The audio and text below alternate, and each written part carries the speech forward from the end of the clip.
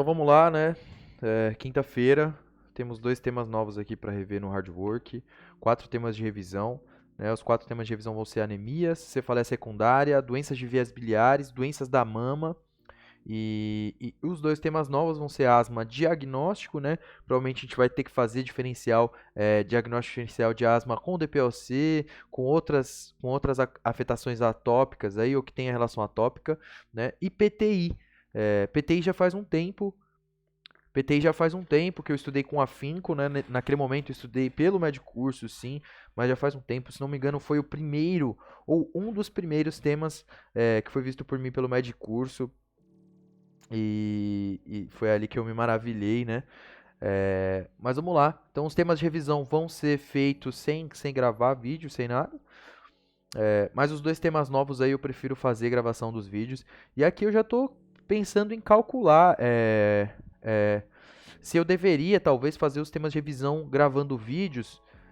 Mas eu acho que isso é uma ideia que fica para um segundo momento, mas só para deixar no ar aqui. Talvez eu faça os temas de revisão gravando os vídeos, mas eu vou gravar com mais silêncio para poder fazer o raciocínio com mais velocidade. E quando eu errar uma das questões, aí sim eu vou lá para uma discussão.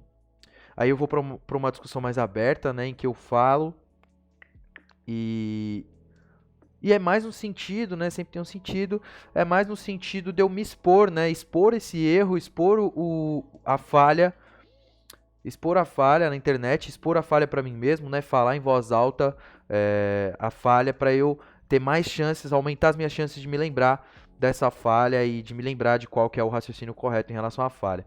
Mas vamos lá. Asma diagnóstico e púrpura trombocitopênica imune. Né? A primeira discussão vai ser então de asma. E aí nossos objetivos com a asma vão ser reconhecer o padrão clássico de espirometria em pacientes com asma, né? Acho que a gente já se relaciona bastante com isso. Reconhecer alternativas à espirometria na caracterização de asma, reconhecer o quadro clínico sugestivo de asma e reconhecer o diferencial de asma com DPLC, né? Como eu suspeitei aqui, a gente vai ter que fazer diagnóstico diferencial de asma com DPLC, são 7 questões. Vamos lá, né? SUR-C do Ceará, R1 2018. Uma criança de 9 anos de idade vinha ao ambulatório com quadro clínico compatível com asma. Ok. A função pulmonar está normal e há ausência de reversibilidade aos broncodilatadores. Né? Função pulmonar normal e ausência de reversibilidade aos broncodilatadores. Função pulmonar normal diz para mim que não é asma, certo? Qual das alternativas abaixo pode aumentar a probabilidade desta criança ser portadora de asma? Né? Investigar o pico de fluxo? Não, o pico de fluxo expiratório a gente faz, que é o peak flow, né? A gente faz em crise. Investigar o estado alérgico da criança. Esse daqui para mim, estado alérgico aqui, né? A atopia, para mim, é um grande indicador. Só que aqui a gente tem duas alternativas que também são interessantes, né? Investigar a hiperresponsividade das vias aéreas, investigar celularidade no escarro induzido. Investigar celularidade no escarro induzido. Estado alérgico dessa criança, ela pode ter atopia, mas não necessariamente ter asma, né? Eu tô com função pulmonar normal, então acho que eu não vou marcar B. Que era a minha primeira suspeita. Agora, investigar hiperresponsividade das vias aéreas, né? Esse aqui é o conceito, né? Fisiopatológico de asma, gostaria muito de responder essa, mas sinceramente estou com dúvida. E acertei, né? Isso mesmo, então. Investigar a hiperresponsividade de vias aéreas. Foi aqui que eu marquei, aqui do ladinho, acho que dá pra ver. E aí, não vou fazer a leitura do comentário, sendo que eu acertei, né? Paciente masculino, 33 anos de idade, com dispneia em crise no último ano, associado à opressão torácica e tosse seca, principalmente noturna. Relata rinite alérgica sem tratamento regular e crises de estiado na infância na época do inverno. Ex-tabagista, 5 maços ano, parou há 1 ano, 33 anos de idade, nega o uso de medicações contínuas. Após passar em avaliação médica, foi solicitado radiografia de tórax, foi normal, e prova de função pulmonar. Qual o resultado da espirometria e hipótese diagnóstica? Vamos lá. Abreviaturas, né? Limite inferior à normalidade, broncodilatador, porcentagem prevista. Então vamos dar uma olhada aqui. A minha pergunta é: qual o resultado de espirometria e qual a hipótese diagnóstica? Tá. Vamos dar uma olhada aqui, né? A gente tem um CVF. Vamos primeiro olhar para pro primeiro valor aqui que estabelece para mim a obstrução, né? Então, pré-broncodilatador, o meu CVF, a minha relação CVF, VF1 CVF, que é o índice de Fenot, estava 0,50, depois ela foi para 0,58, né? Não tive muita melhora aqui pós-broncodilatador, não, né? 0,51, 0,58. Mas aqui o VF1 também não teve significativa melhora aqui, não. E a capacidade vital funcional 6.21 foi para 6.43, né? Eu gostaria de saber essa quantidade aqui em ml, né? Que estabeleceria para mim um padrão também que é interessante e que me dá parâmetro para tomar algumas decisões, mas vamos dar uma olhada nas alternativas. Espirometria com distúrbio ventilatório obstrutivo leve, resposta significativa de fluxo pulmonar após broncodilatador inalatório. Não é leve não, isso aqui 0,51 aqui, né, tá muito menor do que o que eu estou esperando, né? Isso aqui é um distúrbio obstrutivo significativo. Espirometria normal, ausência de resposta, não está normal. Espirometria com distúrbio ventilatório obstrutivo leve, ausência de resposta significativa de fluxo e volume pulmonares após broncodilatador inalatório. Asma e DPLC associados. Eu gostaria de responder essa, né? Pelo asma e DPLC associados aqui agora. Espirometria de distúrbio ventilatório obstrutivo moderado. Resposta significativa de fluxo pulmonar após broncodilatador inalatório. Asma e DPLC associados. Acredito que não, né? Eu não tive resposta significativa não aqui no meu fluxo pulmonar, né? Eu gostaria de marcar essa opção D aqui e tá errado. Tá errado. Vamos dar uma olhada no raciocínio aqui então. Espirometria com distúrbio ventilatório obstrutivo leve, tá? Resposta significativa de fluxo após broncodilatador inalatório. Asma, né? Eu não vejo essa resposta aqui, ó. 0,07 de resposta pré e pós broncodilatador no índice de Fenot. Aqui também baixo, aqui o VF1. Vamos dar uma olhadinha no raciocínio aqui em relação a esse exame, né? Mas é a interpretação de exame que é complicado. Um jovem com história de tabagismo frustro tem sintomas respiratórios recorrentes. Hipótese principal, asma, tá. DPOC é improvável nesse cenário. Não há um número mágico em relação à idade de carga tabágica, mas em geral começamos a valorizar hipóteses em idade superior a 45 anos e com carga tabágica de 10 maços ano, né? Se eu desenvolver raciocínio em relação a DPOC menor do que 45 anos ou menor do que 40 anos, eu sou obrigado a pensar em deficiência de alfa-1 antitripsina. Mas a questão acabou direcionando a atenção para a espirometria, então vamos lá. O que temos? Distúrbio ventilatório obstrutivo. Afinal, VF1 CVF está menor do que 0,7, tá? Beleza. Houve resposta significativa ao broncodilatador e é aqui que a gente vai,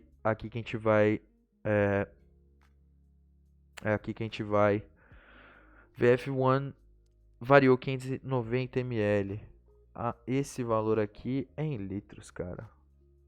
E sendo em litros aqui tem uma melhora muito boa, na verdade, né? Tem uma melhora muito boa, na verdade, né? Então esse paciente tem asma, com certeza ele tem asma, né? Então ele teve melhora pós-broncodilatador de 13% em relação ao previsto e 18% em relação ao VF1 pré-broncodilatador, né? VF1 pré-broncodilatador 0,59 litros, depois aqui, ó, VF1 pré-broncodilatador 3,17 litros. Isso aqui é litros, né? Eu pensei que fosse uma relação simples, mas na verdade esse valor é descrito em litros, né? Então tá muito claro do porquê que eu errei essa questão, né? Tá muito claro porque que eu errei essa questão. Ora, de acordo com a Sociedade Brasileira de Pneumologia e Fisiologia, a resposta deve ser considerada positiva se houver variação absoluta do VF1 maior do que 200 ml e variação percentual, que pode ser maior do que 7 em relação ao previsto ou 12 em relação ao valor pré-broncodilatador, né? E isso é bastante claro na minha cabeça, né? Eu estava esperando esses 200 ml aqui, eu só não consegui ver eles no exame, né? Um erro, nossa, gritante, né? Um erro gritante. Mas o conceito está correto, mas o erro em não conseguir olhar para uma tabela é um absurdo. Vamos lá. Mulher 71 anos, retorna ao ambulatório para o resultado de exames antecedentes pessoal. Tabagismo, 40 maços anos, né? 71 anos. Probabilidade dela ter doença pulmonar obstrutiva crônica é muito alta. Espirometria com teste, broncodilatador, salbutamol spray. E agora a gente vai olhar, olha ali, se tivesse um Lzinho no outro, né, como tá nesse daqui, na outra tabela, né. Então vamos lá, valores pré-broncodilatador, valores pós-broncodilatador, né. E as nossas opções aqui tem restritivo, já sei que não é. Ventilatório obstrutivo, misto e obstrutivo, né. Vamos ver essa resposta aqui ao broncodilatador.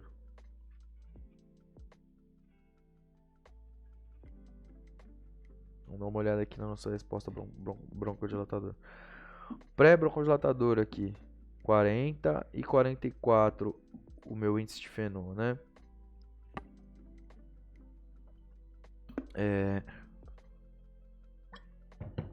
Variação aqui, a variação aqui, então eu tenho 0,62 e aí aqui 0,83, né? Já melhorou 200 ml, 210 ml aqui para mim já está descrito, já entendemos que a nossa via aérea ela responde ao broncodilatador, né? Capacidade vital funcional bastante, variação bem alta também aqui, né? Então a gente tem 350 ml aqui de variação na CVF. E a relação VF1-CVF, 48,52, né? O valor previsto para nós aqui era 82. Então essa pessoa tem um distúrbio obstrutivo grave, né? Distúrbio obstrutivo grave com resposta. Agora, resposta parcial ao broncodilatador, né? Discordo.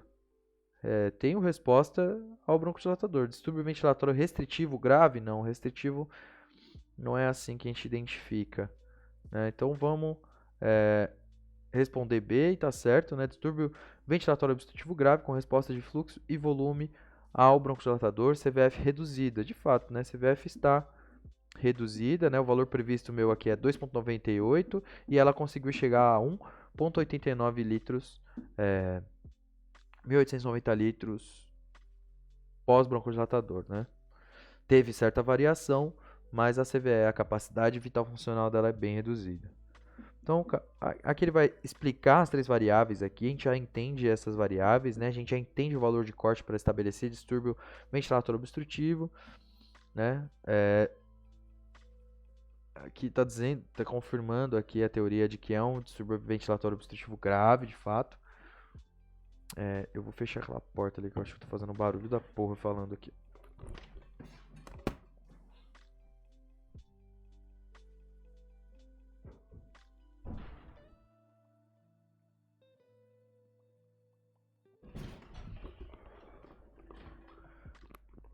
Vamos lá.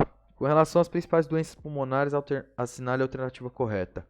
A doença pulmonar obstrutiva crônica incide apenas em tabagistas. Não, absurdo. Cigarro eletrônico é uma alternativa segura para ajudar a cessação do tabagismo. Não. O paciente com asma pode ter exame de função pulmonar normal. Pode naquele momento, né? Naquele momento ele pode. O refluxo laringofaríngeo não é causa comum de tosse. Sim, o omalizumab é uma opção terapêutica inicial para asma persistente leve. Persistente e leve, eu vou usar um omalizumab? Não, vou responder C aqui, né? E acertamos. O omalizumab é biológico, é caríssimo, não faz muito sentido não a gente marcar algo nesse sentido aí, dele poder ser utilizado, né? Dá uma olhada aqui se teve confirmação da aula. Parece que não, tem hoje, não respondeu.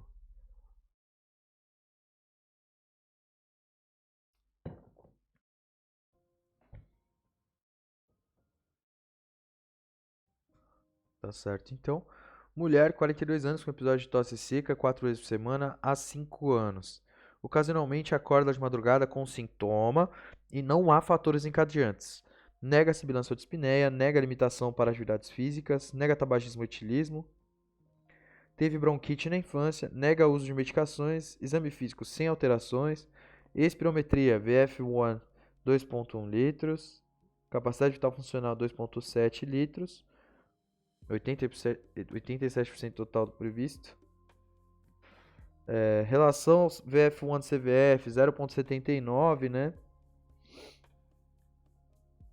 Aqui 2,5 litros ao 25,75. Radiografia de tórax, conforme imagem no caderno de questões, qual o próximo exame deve ser realizado?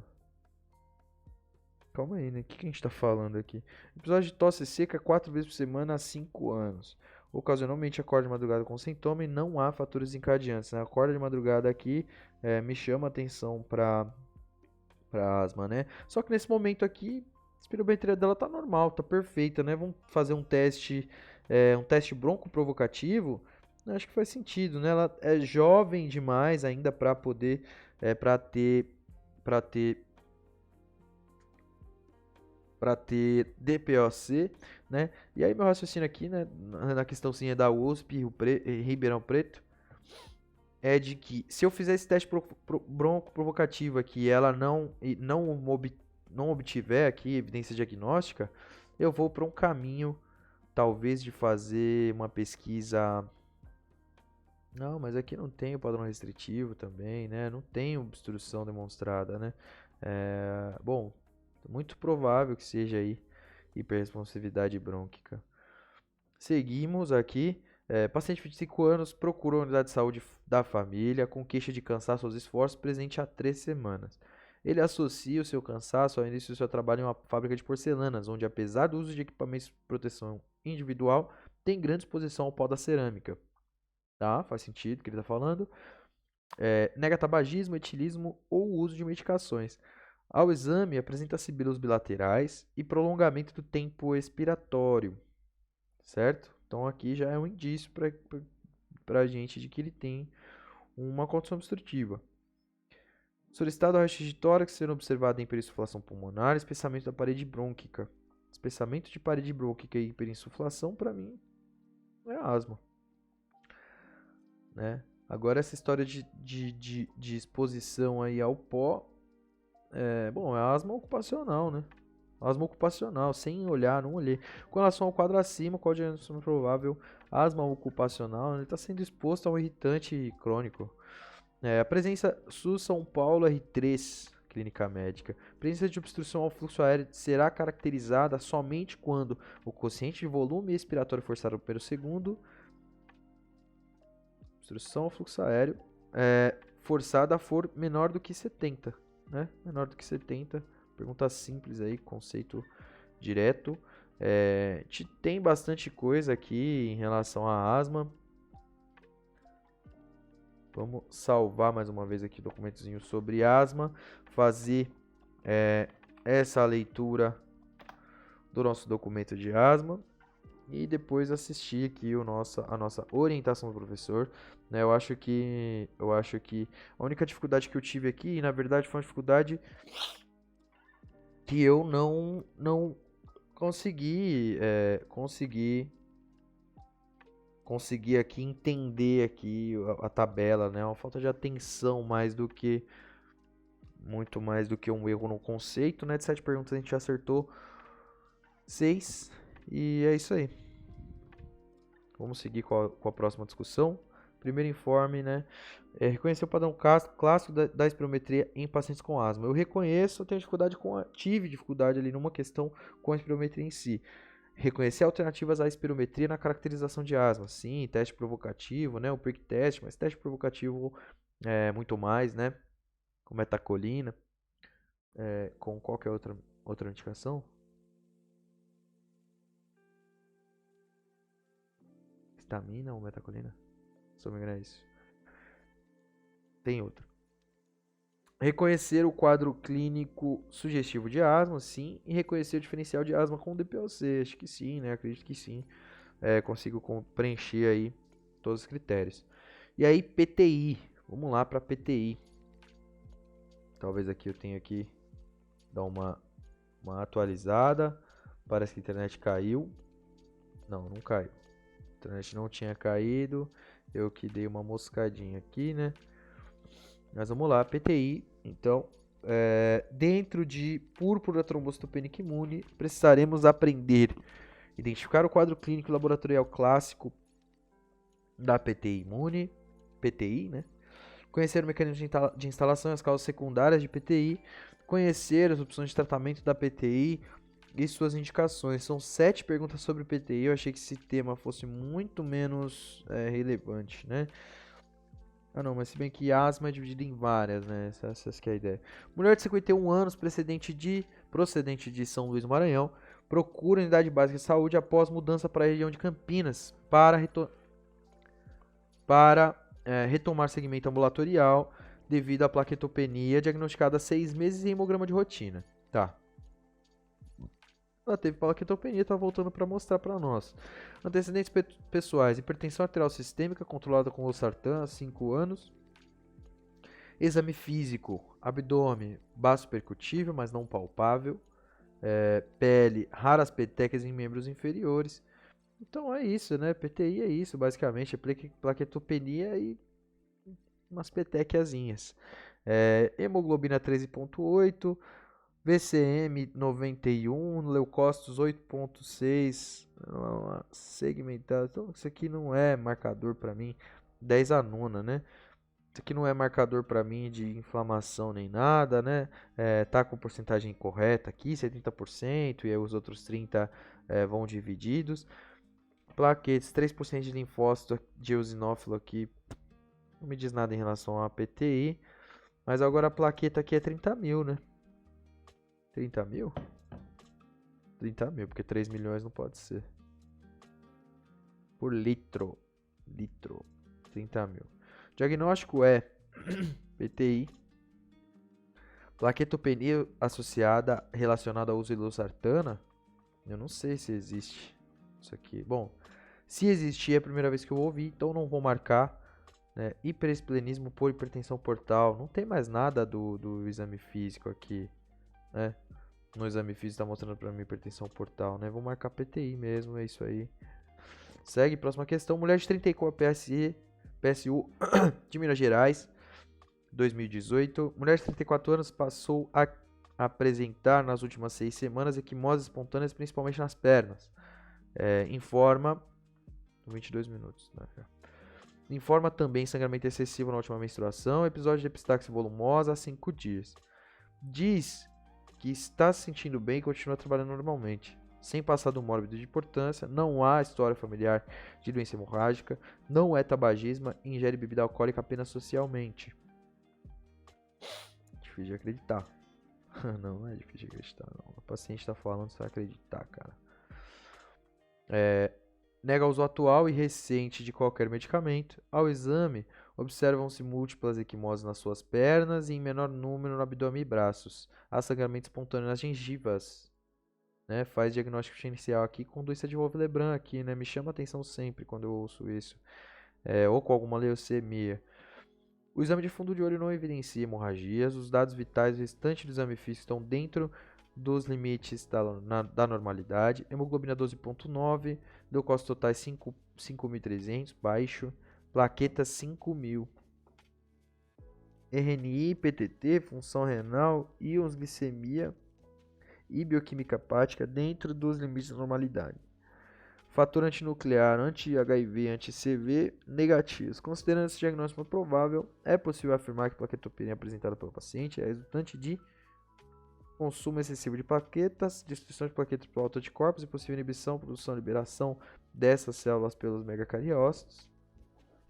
Redução da produção de plaquetas devido à deficiência de ácido fólico ou vitamina B12 e redução da produção de plaquetas devido à infiltração da medula por neoplasia. Né? Então, consumo excessivo de plaquetas ou destruição de plaquetas por autoanticorpos. Né? Essa daqui é a PTI. Isso aqui é a PTI. Seguimos. João, 7 anos de idade, foi levado ao pronto atendimento com história de manchas arroxeadas em tronco e membros há 3 dias. Mãe refere infecção de vias aéreas superiores há 2 semanas e nega o uso de medicações ou história familiar de coagulopatia. Ao exame físico, apresentava bom estado presença de petequias e equimoses em troncos e membros. sem hepatosplenomegalia ou linfonodomegalias. Hemograma, hemoglobina de 13, leucócito 8.000, plaquetas 40.000, né? Plaqueta caiu, João 7 anos de idade, refere infecção de viária superior, né? Na criança a gente geralmente tem essa historinha aqui, né? Infecção de viária superior há um tempo, algumas semanas, e depois, né, plaquetopenia. Dentre as abaixo, a melhor conduta para esse paciente nesse momento é 40.000 já me obriga a fazer hemodiálise ou plasmaférese? Acredito que não. Corticoide não segura conduta expectante, né? Então é isso aí. A conduta mais adequada ao caso é expectante, né? Se eu tiver plaqueta menor que 10.000, mesmo sem sangramento, né? Porque aqui, né, vai ser corticoterapia está indicado em pacientes com sangramento ativo ou plaquetas menor que 10.000, mesmo sem sangramento. Plasmaférese, antibiótico terapia e hemodiálise não estão indicadas no tratamento da PTI. Plasmaférese para mim que estava indicada, sim. Quer dizer que eu não sei, né? SUS-SP-R1 2020. Mas então, corticoterapia, se plaqueta menor que 10.000. USP Ribeirão Preto, R1 2019, né? A gente está na quarta questão aqui. Mulher de 19 anos com estenia, né? Ou astenia, será? E manchas espontâneas pelo corpo há 5 dias, nega sangramentos, nega comorbidades, etilismo ou uso de medicamentos, exame físico, presença de petecas em membros inferiores e equimose de 2 a 3 centímetros de diâmetro em braços e abdômen. Sem outras alterações, exames laboratoriais 12,8 a hemoglobina, hematócrito 39 normal, glóbulos vermelhos 6 milhões, aqui, né? Plaquetas 18.000, bem baixo. Contagem de plaquetas em tubo com citrato.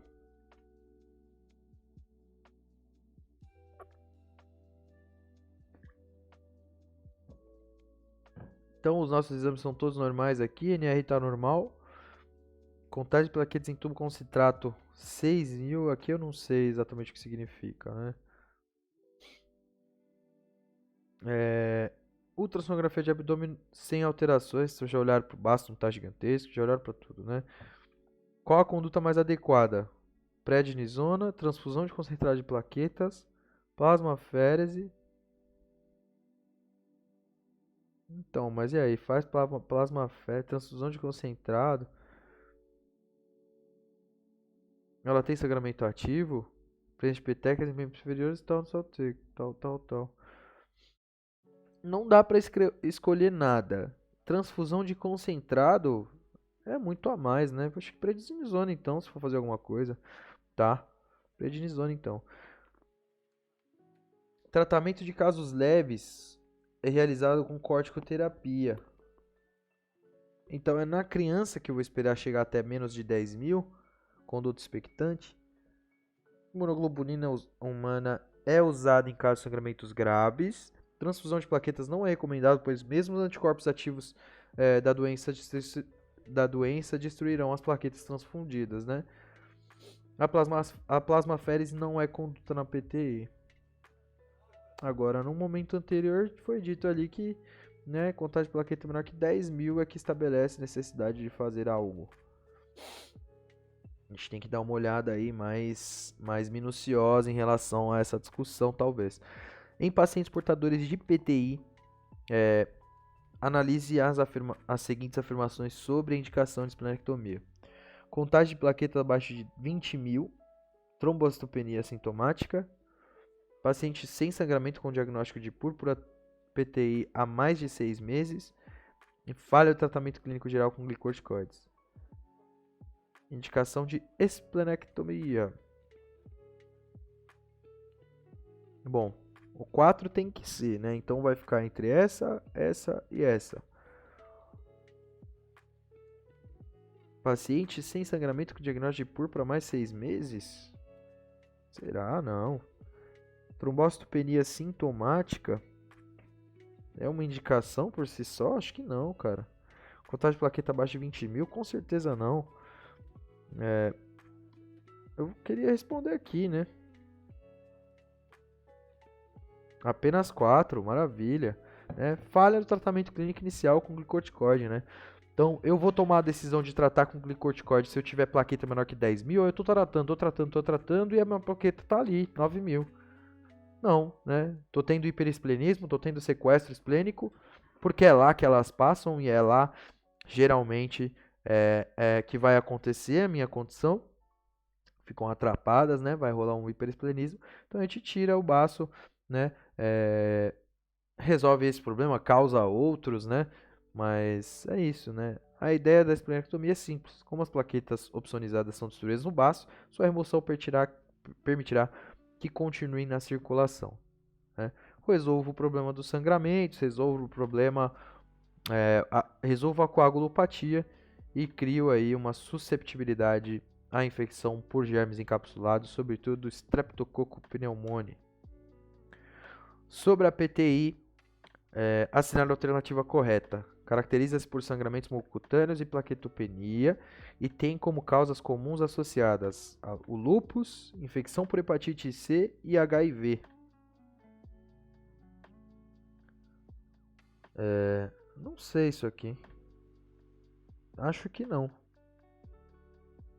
A presença de anomia megalo associada é denominada síndrome de Evans. Nunca ouvi falar nesse nome aqui. Nessa síndrome, a dosagem de anticorpos antiplaquetas é altamente sensível e específica para o diagnóstico. Não porque se fosse a gente faria. O esfregaço de sangue raramente apresenta morfologia normal. É um distúrbio genético com destruição imune de hemácias e plaquetas. Não, acho que não tem destruição de hemácia, né? Então eu vou responder a primeira aí. Aí, maravilha, né? Não tem destruição de hemácia, né, na PTI, né? Mas se ele tivesse afirmado alguma outra coisinha aí, né? Duro, né? Então vamos lá, vamos dar uma olhada aqui, o que é isso aqui, ó. A letra B é pegadinha, síndrome de Evans é anemia hemolítica mais PTI. Aqui tá escrito anemia megaloblástica, né? Anemia hemolítica mais PTI é síndrome de Evans, a gente não sabia disso. Pré-escolar com 3 anos de idade, previamente rígido, é atendido no pronto-socorro. A mãe relata que seu filho apresentou manchas no corpo há 2 dias. Além disso, refere que a criança esteve resfriada no mês anterior, que melhorou após 5 dias. Durante o exame físico, estava febril, alerta, com múltiplas petecas em membros e tronco, pequenos hematomas em joelhos, ausência de visceromegalias ou linfonodomegalia. O exame de esfregaço de sangue periférico mostra a plaqueta 57.000. Não está tão baixo assim com macroplaquetas. Células vermelhas e brancas com morfologia e quantidade normais. Então não é leucemia. Nesse caso, o diagnóstico provável e a conduta adequada são, respectivamente, PTI segmento clínico. PTI segmento clínico. Vamos ver aqui que provavelmente ele vai, nesse contexto, cabe pensar em PTI, como nível de plaqueta maior que 30.000, ajusta tomar a conduta expectante apenas. Na maioria dos casos é primária, o diagnóstico é de exclusão. Quanto ao tratamento, esse inicia-se quando o nível plaquetário for maior que 30.000 e tem como primeira linha o uso de corticoterapia. Mas em alguma das questões aqui a gente viu esse corte sendo 10.000. Aí, ó. Ah não, a plaqueta aqui tá 40.000 também. Olha lá, olha lá. Corticoterapia está indicada em pacientes com sangramento ativo ou plaqueta menor que 10.000 sem sangramento. Tá. Então eu vou chamar mancha de sangramento, né? Vou chamar mancha de sangramento. Respondi todas corretas aqui na PTI, 7 perguntas corretas. Identificar o quadro clínico e clássico e laboratorial clássico, sim. Conhecer o mecanismo de instalação e causas secundárias, sim. E conhecer as opções de tratamento para PTI imune e suas indicações. Vou responder que sim para todas elas. Tive uma. Hoje o desempenho foi bem legal, né? Um desempenho bem bacana. Vamos ver se tem alguma coisa para responder. Não, não tem. Tive um desempenho bem bacana hoje. Tá pintando um mapinha. Tive um desempenho. Olha, clínica não tem quase nada, né, cara? Clínica te abre, não tem quase nada. Ah, não, tá aqui pra cima é clínica também, né? Clínica é o grandão aqui. De pediatria bem grande também. Gineco-obstetrícia e cirurgia também bem grande. Aí, preventiva tá pra cá. Clínica é o maiorzão, né? Gostei do desempenho hoje, foi interessante, né? 34 minutos aqui respondendo perguntas aí, raciocinando, tentando pensar, tentando deixar claro o que eu penso. Eu acho legal fazer isso daqui. E é isso, vambora.